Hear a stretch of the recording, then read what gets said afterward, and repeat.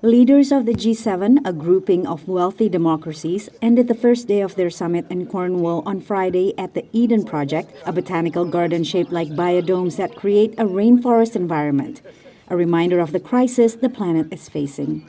This year's host, British Prime Minister Boris Johnson, wants to make climate change central to the talks. Building back greener and building back fairer and building back more equal.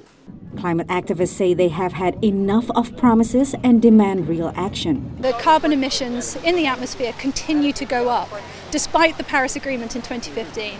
None of these 7 countries are acting as they should on their promises, and so we're not on track for 1.5 degrees. 1.5 degrees Celsius is the maximum temperature rise that G7 countries are committing to, compared to pre-industrial levels, a change from the previously agreed 2 degrees of global warming.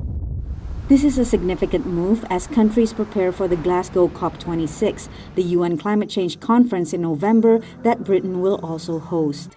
Leaders are also pressured to fulfill the pledge they made in the 2015 Paris Agreement to provide climate financing to developing countries to address climate change.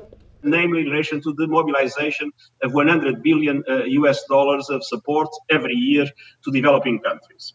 And so one of the things that I believe is very important from the point of view of the G7 and the G7 countries is to clarify how this 100 billion will materialize.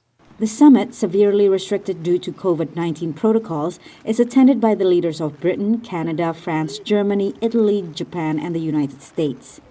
To lead the world out of the pandemic, they are set to commit to donating 1 billion doses of vaccines to lower and middle-income countries. Half of them will be provided by the United States, which has committed to spending $3.5 billion on the Pfizer vaccine to be distributed via COVAX.